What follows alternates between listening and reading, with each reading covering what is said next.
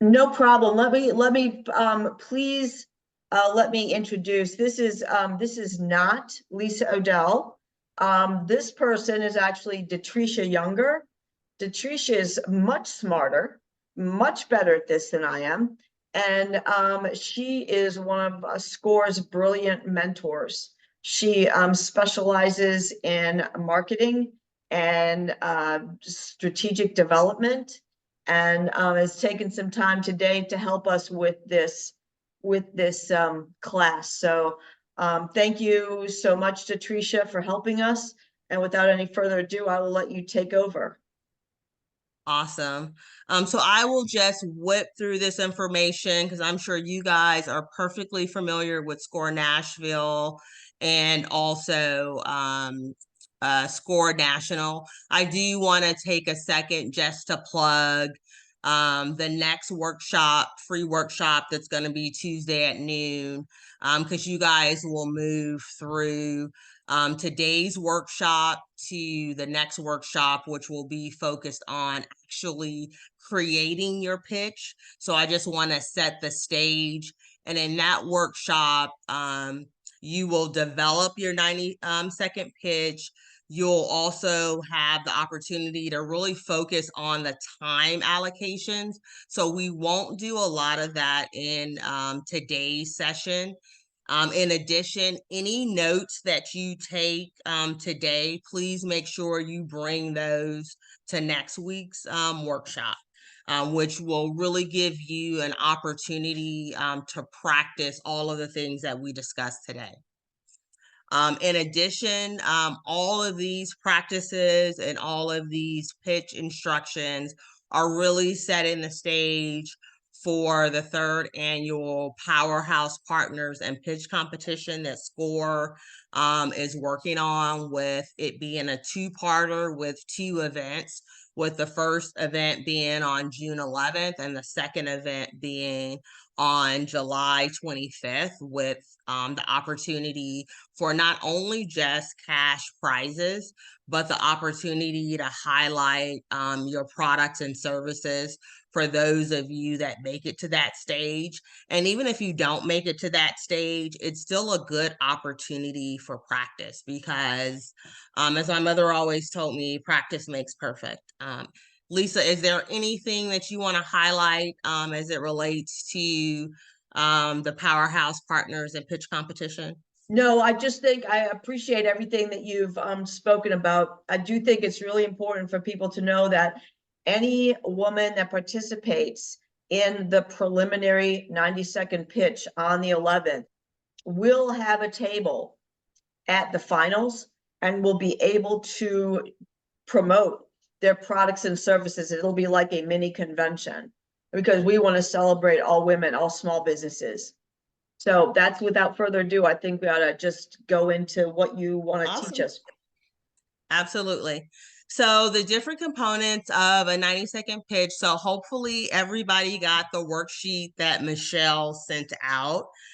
So what we're going to do is we are going to focus on introduction, problem, solution, market, wrap up. We're also going to have time for questions, and then we're just going to do a quick closing at the end. But as I go through, if you guys have any questions, by all means, stop me at any time. Use the chat, use the hand raise. Lisa's going to help me by pausing me if anybody has any questions. The different components of the 90-second chat. What I do want to take the opportunity to do is, one thing you'll notice, there are 5 parts to that 90-second pitch. And you'll see they start out with active words. So don't take that for granted. So you want to captivate, you want to state, you want to discuss, you want to show, and you want to wrap. So you want to be very clear, you want to be very succinct. And so one of the tricks that I use, and I should have started out by saying this. So thank you, Lisa, for that introduction. So I am also, in addition to being a workshop presenter for SCORE Nashville, I'm also a mentor for Vanderbilt's Innovation Center, the Wondery. So I have had the opportunity to judge both in-person pitch competitions as well as audio-visual pitch competitions. And so I can tell you without a doubt that what Score Nashville has set up for you guys in terms of this framework is 100% what you need to have. You need to be able to engage the judges. You need to be able to clearly and succinctly articulate what your business proposition is, what the market opportunity is, what the solution is that you're bringing to bear, how it is that you're going to generate revenue, and what it is that you need the funding for to obtain that revenue. So I just want you to keep those things in mind, that you want to be very active and very clear and succinct as we go through.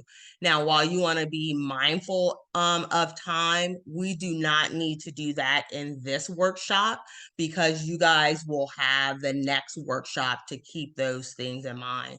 What you really want to do in this workshop is say, am I being very succinct, and am I coming off very captivated and engaging as I kick off my introduction? What do I want to talk about?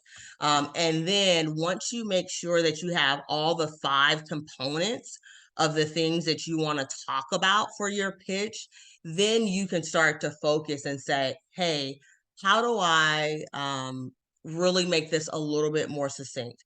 How can I carve this down or ratchet this down and make it fit into these 90 seconds? So with the first component, with captivating, a great introduction. And I do want this to be very interactive, because I'm sure that we have folks on the phone who have pitched before.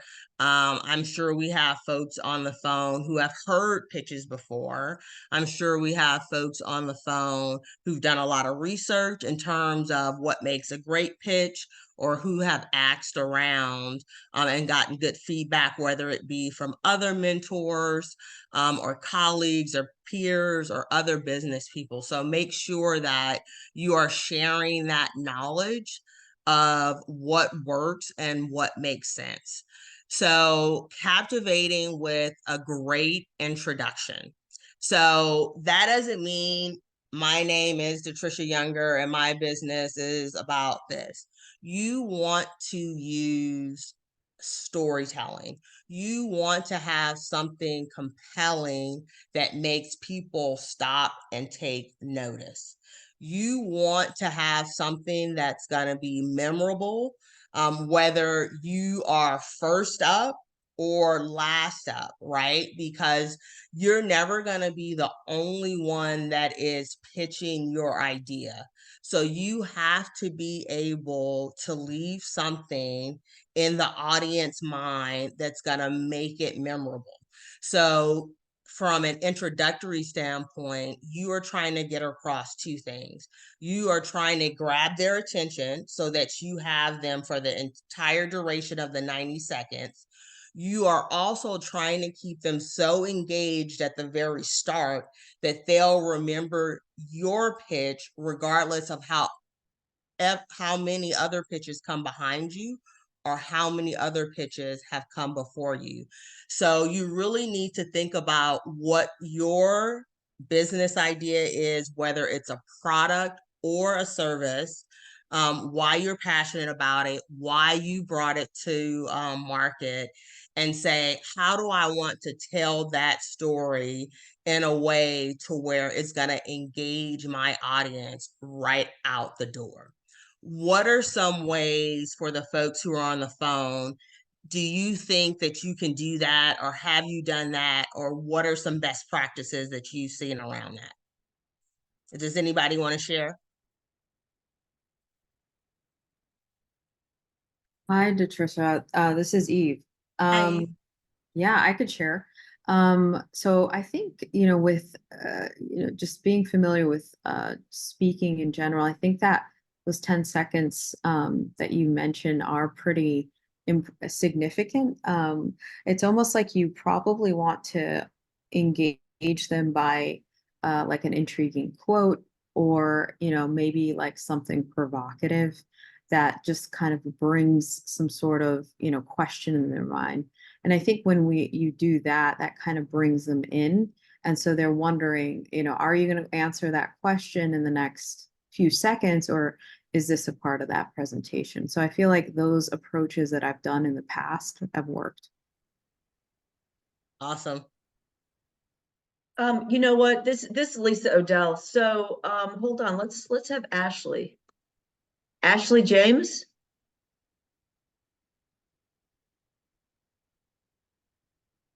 Ashley, can you speak?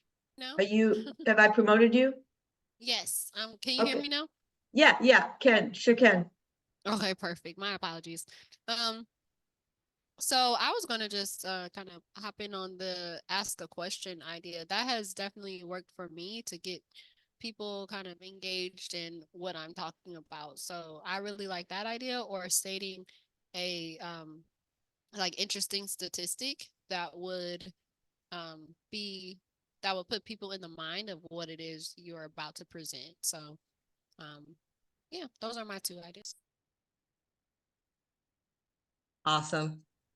And just to add on to what Ashley said, it's really great to ask that question and to follow it up again when your time frame is short with, have you ever thought of, or have you ever been presented with, right? And then you're following up that very quickly with, what the answer to that question is, and you continue going.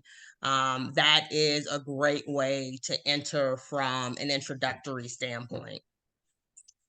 I just want to, I was at a pitch competition a few months ago, and this woman had a counseling company, counseling practice. And she started out with something that was really shocking. And she said, did you know that 50% of the girls between ages 12 and 17 have contemplated suicide because of what they see on social media? That's the kind of thing that really makes people sit up and think. Absolutely.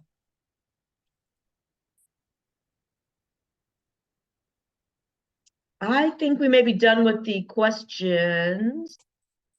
Awesome. Thank you, Lisa. So moving on to stating the problem, which is what's next up. So showing that you've done your homework, statistics, and Lisa kind of set the stage for us going into there, demonstrating that this problem impacts a lot of people, or how critical it is, and really framing the problem as an opportunity for a solution. So you can see how it leads to the next stage, and it sets you up for discussing the solution. So Lisa's kind of led us there. When you state the problem, statistics are a great way to do that. And I know SCORE has a great course in terms of market research. A great way to also state the problem is bringing a little bit of personalization into that. I know a lot of businesses sometimes are spun off from a personal experience that someone has come up against, whether it be in their professional life or their personal life, or something that they've come up against. And they're like, you know what? There's no solution for this out in the marketplace. And I know it's something that I come up against, and I want to solve it for myself and other people. And I've seen a lot of people use that in entrepreneurs who I've heard speak on many occasions in terms of how they started their business kind of from the ground up, from a personal experience. I've seen a lot of people use statistics in terms of, stating the problem, especially if it's something on the nonprofit or something that is more on the social justice or socioeconomic standpoint. That also tends to be very compelling. And both show that there has been some fact finding and some work done, and that this just hasn't been kind of a fly by night idea or standpoint. Have there been any other ways that people have seen, whether it be from a pitch standpoint or a business planning standpoint, where people have been able to state their problem and really show that, hey, they have a great understanding of the potential impact that their idea, whether it's a product or service, can have in the framework of potential opportunity? Does anyone want to share?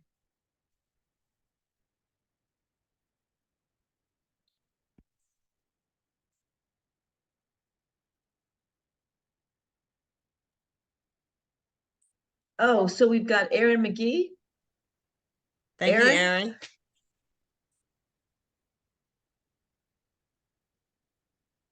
Aaron. Let's see.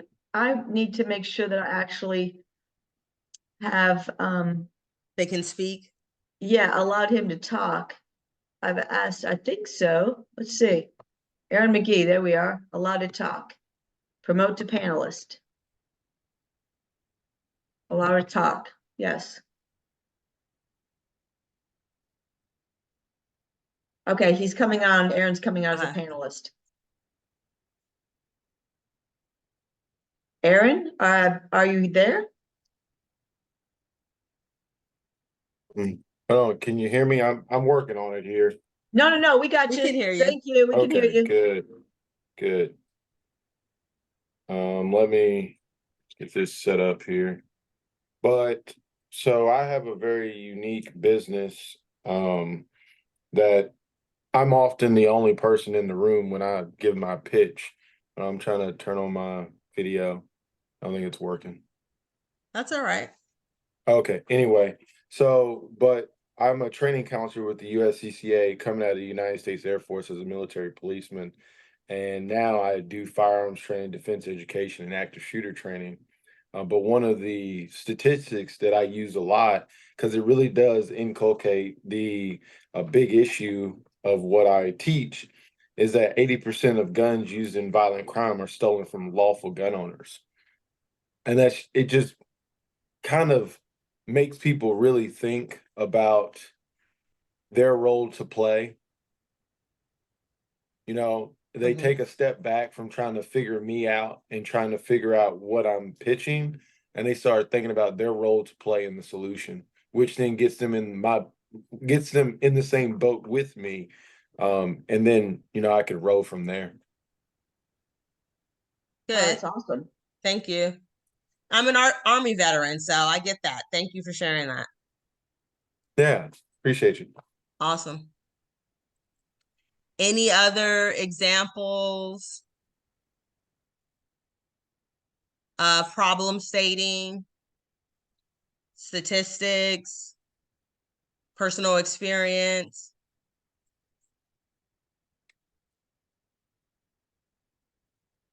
What are some ways you guys think, because I know in stating the problem, sometimes this is where it can get very meaty.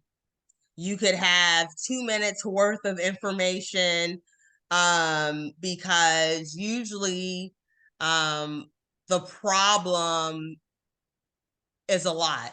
And so there's a lot of information that you're trying to distill down into a short amount of time. So if you guys find yourself challenged with that, some of the things that you can do, just kind of hints and tricks are, if you find yourself in that type of situation, you can say, okay, I'm gonna address the top 3 problems, or I'm going to address the top 2 problems, or I'm going to address my primary problem.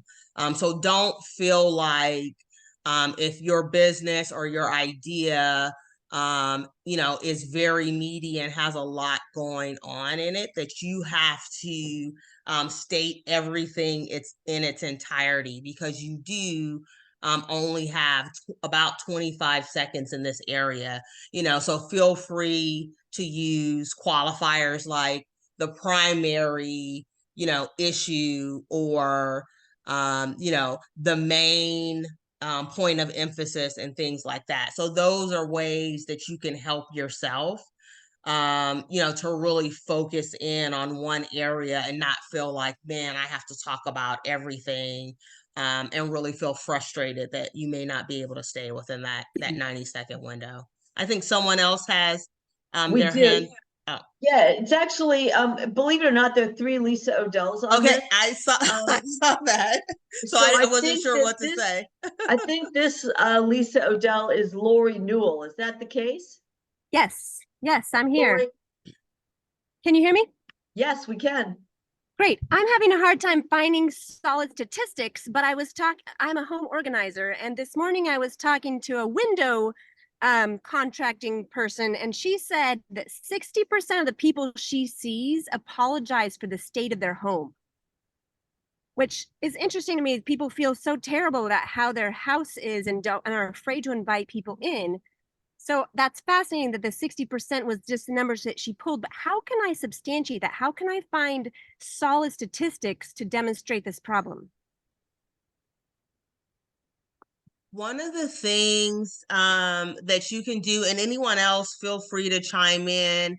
So one of the things that I do sometimes when it's hard to find data. So in my normal 9 to 5, I work in the B2B marketing space.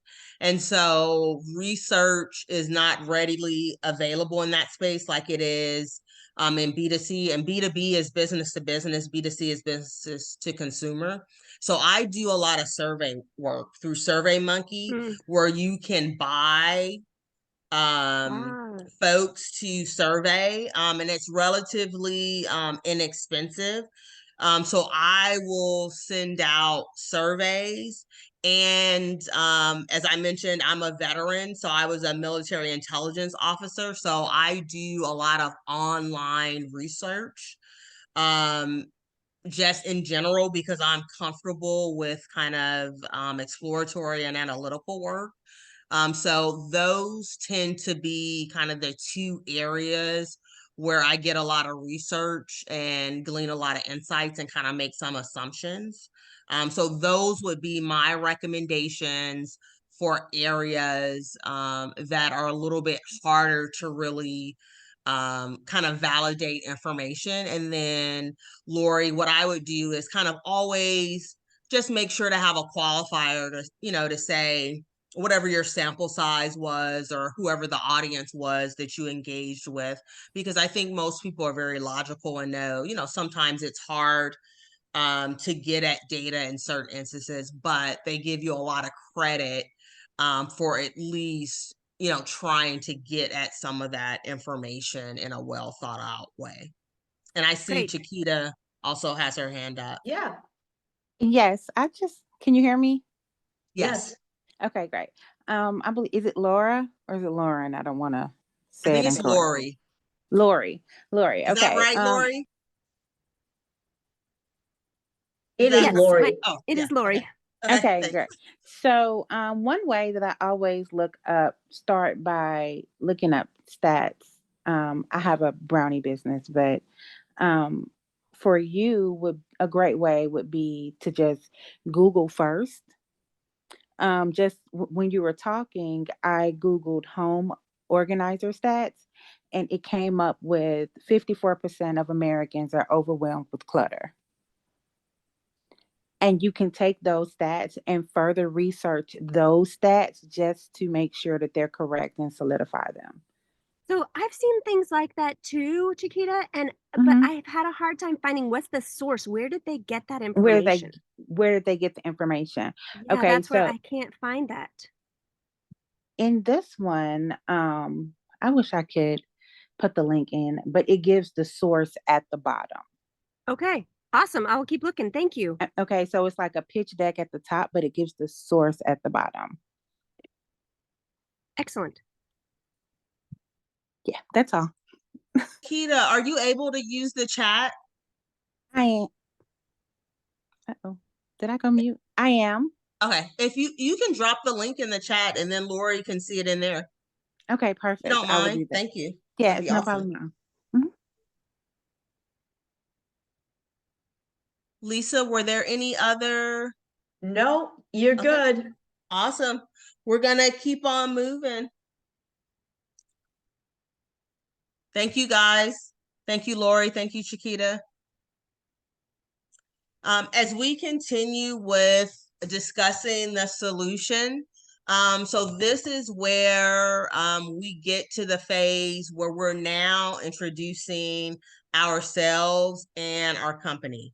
So we've gotten the audience and the judge's attention by our captivating introduction. We've stated what our problem is with statistics or a personal situation, or some other means that resonates. Now we are at the point where we are saying who we are, what our business is about, and what that business is solving in the marketplace. And one of the things that is important in this area is credibility. And I want to take a moment to pause here and put a lot of emphasis on credibility, because it's an area that's not often talked about, but it can make or break you. And I've been on the other side of the judging, and the more money that you have the opportunity to win, the more it matters. So if you know people want to know that you have the wherewithal to use the resources that you are going to be provided. So if you are going into a business, Aaron, hopefully you don't mind if I use you. So Aaron, having a background as an MP and the company he has, that is very natural. If someone had never fired a weapon before, and they were doing active shooter training, the likelihood that they would get funding for that would probably be slim to none, because they'd have no credibility in that area. Now, if they had some mentorship or something like that, that may help them, but it would still be very slim. So it's very important in these 20 seconds, as you're talking about what your solution is and what your company is, that you also take the opportunity to establish your own credibility and why you are the right person to solve this issue, whether it be with your experience, whether it be with the research and the knowledge that you've put into this business, whether it be with the years of corporate experience, the years of on-the-job experience, the years of hobby or passion, the years of just being adjacent in this space. But you definitely want to build up kind of the why me. And I know especially for women, sometimes we do not always brag on ourselves. And we need to be more comfortable doing that, not in, a way where people are put off, but in a way where we're truly touting what our expertise in this area is, and why we are well suited to solve what the problem is. So, give yourself a strong introduction, give your company a strong introduction as you tie your company, yourself, and your solution together. It's that underscoring the competence is really important. Kind of, again, practice makes perfect. Sharing is caring. What are some ways you guys have seen others do that? What are some ways you guys have done that? What are some suggestions or questions that you have around this area of discussing the solution, competence, and getting the audience to believe in that solution?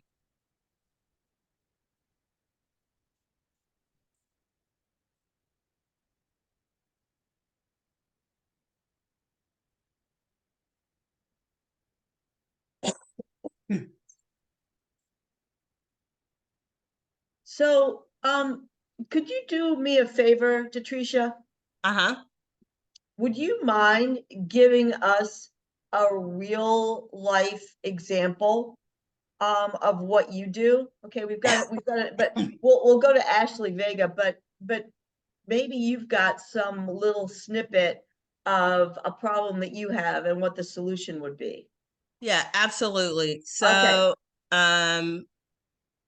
I'll give a couple. Okay, great. So, Can we take Ashley first and then we'll take you? go ahead. Okay, Ashley. Do I need to unmute you? Okay, hold on.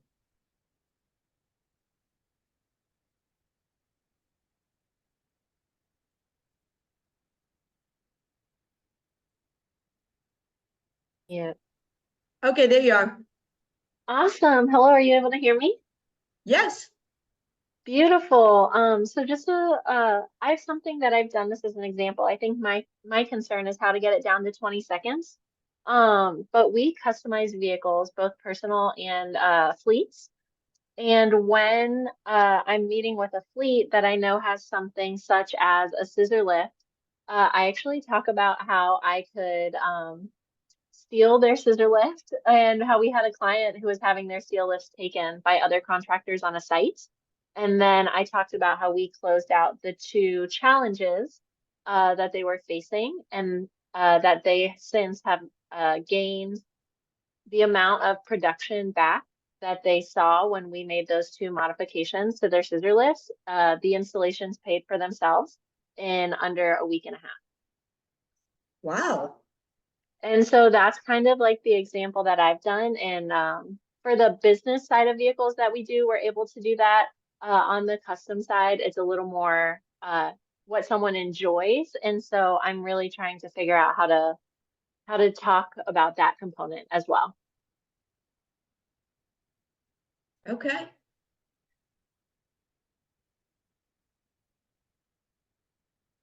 Awesome. Thank you, Ashley. That was great. So to Lisa's question, to give you guys a couple of examples in terms of company and explanation for how you're going to solve the problem. I'll give you two ways. One, just more on the job experience, and another being more kind of personal, day-to-day experience and hands-on research. So one, the solution being supporting small businesses in regards to creating streamlined turnkey marketing programs for themselves. And that's really the problem, is that a lot of small businesses don't market themselves in a very competitive space. So customers don't know who they are or how to find them. And so in introducing myself and what my company does, what I would want to highlight is 20 years in the marketing space, developing marketing plans that are very streamlined on little to no budget that make an impact in the marketplace. With, you know, maybe a small example of that. So no budget, no fuss, high impact, 20 years of doing so. And that would be a way of introducing me and company and kind of how I can solve that problem in a very tangible way for a business that may have it, because I've been doing that on a day-to-day cadence. And then another example would be more of a personal example of having been in a corporate space and faced with a challenge of professional women's clothing when you move beyond a size 16. Again, a personal experience in terms of fashionable options, readily available options that work when travel gets beyond 20% expectation. And again, the problem is high travel, professional, on the go, ease of use, wear, modern, things of that nature. And it's because I physically had to wear that, and it's tailored and customized towards me and my physicality. So that would be something that is a personal issue that I'd be looking to solve from a clothing aspect. Now, that would then need to get tailored down to a very succinct 20 seconds. But what I would do would be to outline that for myself, and then to write it out, edit it, read it, record myself. Otter has like the audio recording. Otter's an app. And then get it down to that 20-second window, and then pitch that over. So those would be my two examples from discuss the solution and also introducing myself. But those are also examples very transparently from ideas and products that are very closely interwoven to my life. And I know everybody's business idea or service is not always that interwoven into themselves personally. Awesome, thank you. Yeah, Thank you. absolutely. Anything else before we move on to our show, Evidence of the Market? Nope, I think you're good. So showing evidence of the market, target market, who we'll approach, why they'll buy the product or service. And this is really all about the value proposition. And the value proposition is very important always, but it becomes even more important if you are in a very competitive market space. So what would be great, but it also depends at what stage of your business you're in, as if you've done any customer discovery. And so customer discovery just means that you've identified your target market, which you should have identified a target market, because that means that there is a consumer or a customer, depending on what type of business that you have, that you can sell. And I'm assuming everybody's a for-profit, that you can sell your product to. So there's always a kind of total addressable market, and then you'll have your serviceable market that fits your needs. So you want to understand what is your customer profile, and who is it that is going to buy your items, and why are they going to buy your items, whether it's a product or a service. So Lori talked about, home organization. So who is that audience that is going to pay for those services? For example, Chiquita talked about brownies, I believe it was. Chiquita, correct me if I'm wrong, but who, is that audience that is going to pay for that product?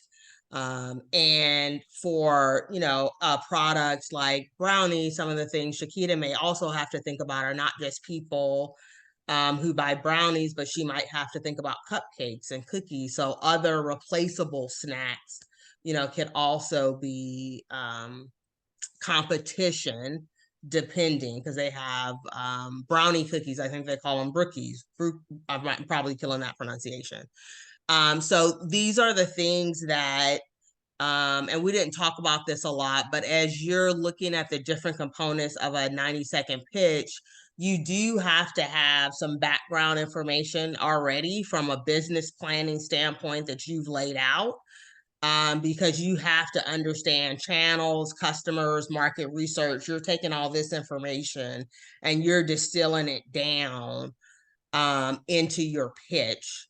So you're just bringing to life the evidence of that target market and that approach of who's going to buy it and what makes what you're offering unique. So that's really a mix of the customer discovery process and your value proposition.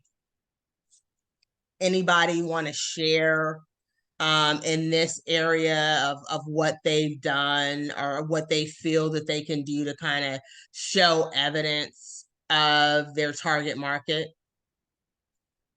and what makes their offering unique? Go ahead, Jerry.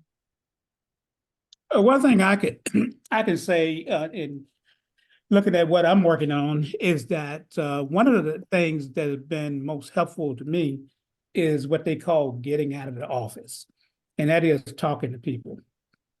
And sometimes we sit there and we look at the computer and we try to gather information on the computer and by the website. But actually, when you have a product, idea, when you get out and talk to people and find out exactly what the people have to say, and getting that information, the age, the demographics, and all of that. And when somebody was talking earlier about, getting statistics, sometimes when you have all that information, you can get a statistician to put that information into form. And whether that information is statistically significant, they can actually tell you that.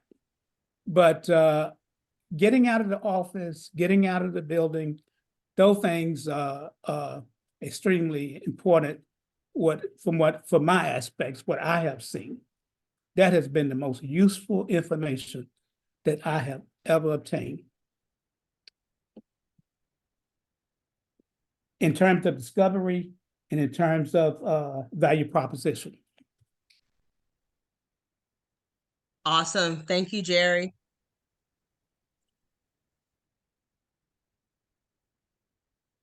I think we have one more hand up. Eve?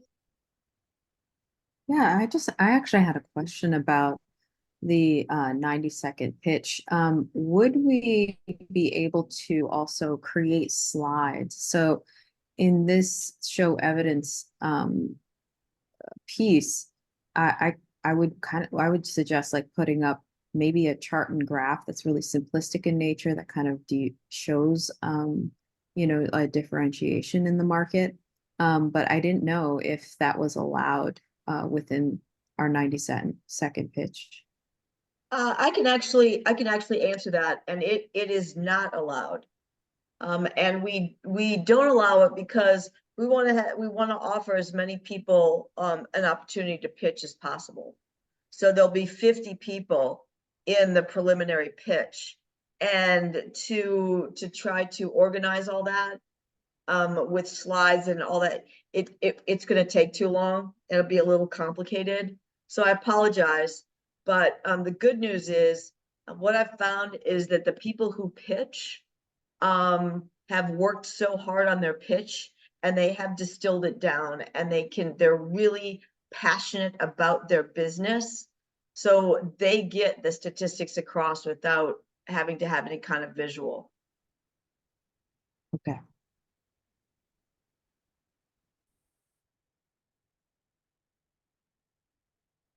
Okay, I don't see any other hands up, so we are going to move to wrapping it up. So that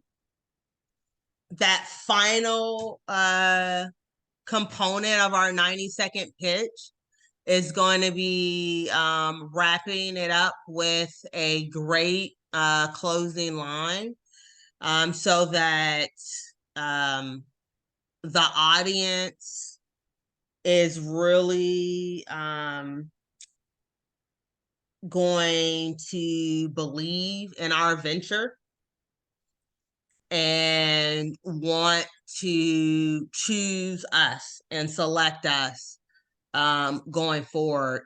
And similar to captivating with a great introduction, you don't know, again, where you are in the pitch, you know, whether you're number 1 or number 50.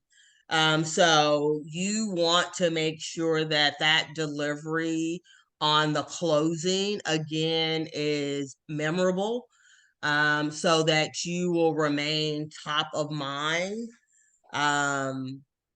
and be very memorable and resonate for that audience and those judging the pitch competition, right? And this is where sometimes people add a little bit more, right? You can see voice inflection. You can also see, you know, very catchy word phrases, rhyming, different things. I think someone, when we first got started, you know, made reference to, you know, just speaking in general, and some of the tools and things that folks are referenced in terms to, you know, just being a really good verbal speaker, and, you know, using all the tools that you have to really, you know, make an impact with your pitch in general. Are there any, you know, closeouts or techniques that anyone wants to share of very impactful business pitches that have resonated, or that they have remembered because of something that someone's done? I mean, Lisa, I'm sure you've heard tons of pitches by this point. Have there been certain things that people have done that have resonated, or you said, hey, that's a good best practice? Actually, yes. What I think is always great, if possible, and sometimes it's not possible, but if somebody ends with something that's really clever, it's funny, people will remember that. And then that's when that's when the judges are finishing up, and that can really make a big way that grading. But we've Sorry, got a we couple. lost you at the very end when you bent over, Lisa. Oh, I'm sorry. Yeah. I'm sorry. I just said it makes a big difference when you leave the judge with a good feeling. So Awesome. if you can incorporate humor, or at least just be clever, that's a great way to end up. Awesome. So I know Chiquita has got something. Yes, I had a quick question about the judging. So are they judging based on these five areas? And on top of that, are they judging after each pitch or judging all at the end? So all three judges will have a computer in front of them. They will be judging, they will be grading you on each one of these components. And then at the very end, when everybody's done, they'll be adding up the number of people, but the number of points that each person has. Sometimes there are ties. But they also have a place where they put in additional notes, and they've got 30 to 45 seconds in between to put in additional notes. And that's where the tiebreakers come in. Okay, got you. Thank you. So Ashley, was your hand up as well? Yes, I wanted to ask about, well, just to kind of go along with that great closing line, would a call to action be a good way to end it? Like, who wants to get in on, my business? Would Sure, that be a good way to end it as well? absolutely. Okay, thank you. We've got Terry Lynn. There, can you hear me? Yeah. Hi. So you were discussing about, making a big impact and what sort of examples. And I was thinking of the founder of Spanx, Blake or Sarah Blakely. One of the stories that really resonated with me is whenever she went to meet with the buyer for Nordstrom to get her product in there. She was, doing her pitch and everything and realized that, she was quickly losing her. So instead she said, hey, can you follow me to the bathroom? And she, showed her what, she was wearing and then slipped on the Spanx underneath her outfit, and it made a big impact. And that's how she ended up getting into the stores. So I sell a product, I sell swimwear, and it's not about the product itself, but the process. It's custom swimsuits. And I started thinking about, like, I don't want to get in front of everybody with a swimsuit, but also it could make a punch, not trying to, be a supermodel or anything like that, but how would you present that? Is that something that you would recommend, or have it on a dress form, or just like a creative way to wear it without, to kind of get the message across? Does that make sense? Yeah, okay, so in the night, you can't do anything like that in the 90-second pitch.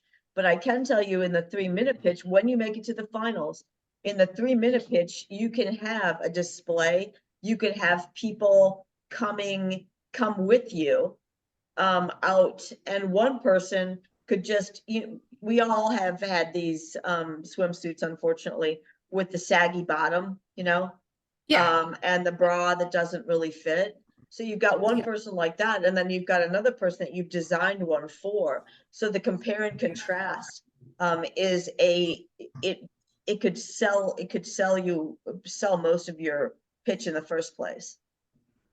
Okay. All right. Elle?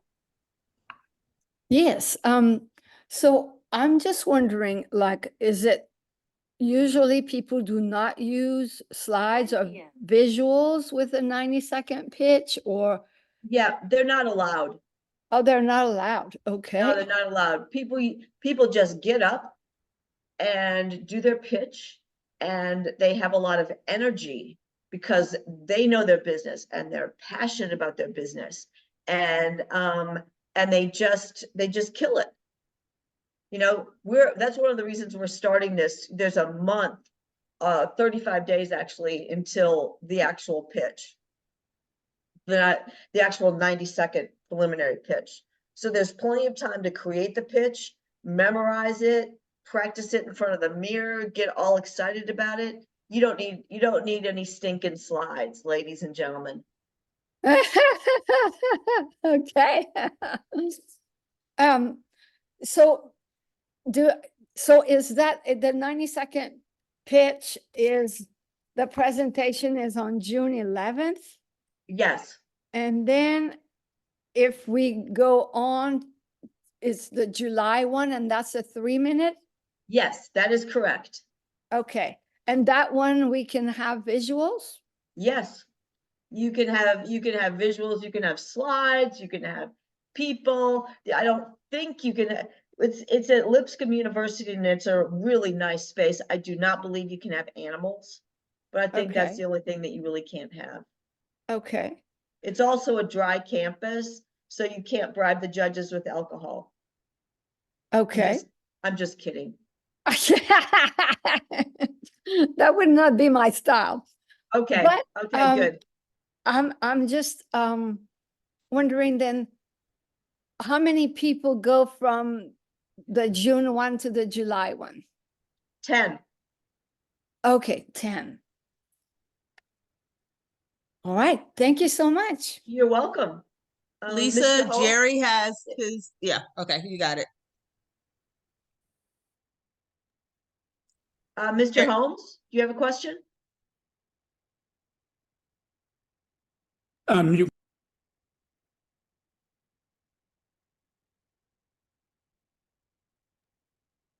okay, I'm sorry. I kept being muted. I just want to wish all you guys good luck. And but anyway, I'm not an expert at pitches, but the people who are experts tell me that the best they have seen is this girl called Erica Cole. Erica, Erica. Her name is Cole, Cole. She went on Shark Tank, and you can look her up on YouTube. It's called The Sharks Are Impressed by No Limbits Entrepreneur. It's Limbits Entrepreneur. And listen to her pitch. They are telling me that's one of the best they have seen. So it may be worth listening to see how she did that. And I'm just giving you that information. Thank you very much. And again, good luck to you guys. Okay, thank you. I hope you'll join us for some of our next events as well. Chiquita, did you have something you wanted to ask or add? Yes, I have one question. Do you have like snippets or videos from 90-second pitches from the last competition? No, we don't. There was a decision made not to videotape those. And I think there were just some people that didn't want to have theirs videotaped. I think they just Okay. weren't confident about it. So what I've been trying to do is find some online that you guys might be able to watch. I've got a couple that I like, and we may be showing those next week on the 14th, at the next class.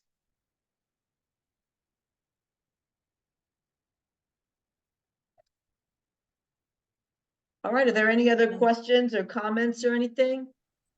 I was just gonna add that there's still some recorded webinars from last year, from the lunch and learn pitching sessions that are on the website. And I think that there was some example pitching done there. That's fantastic. That is, yeah, we definitely do. We definitely do. So that's an excellent idea. Yeah, if you you can search on the SCORE Nashville and they'll have recorded webinars. And there's a series of nonprofits and the others are the recorded pitches. Fantastic.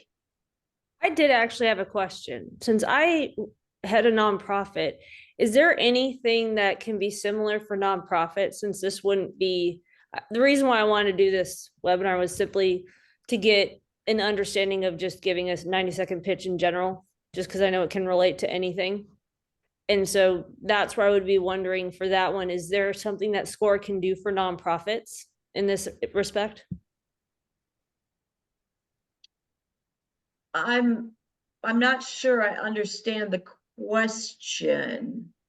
You mean how to do a 90-second pitch for nonprofits?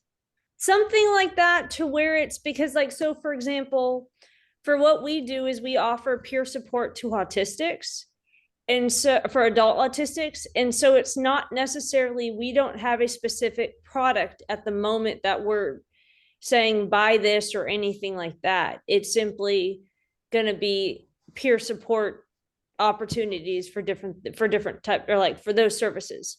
And so it's more of, I guess, because it seems like a lot of these pitches or a lot of these things are more geared towards if you're selling a physical product, like if you're selling an actual thing, like the organization or something like that.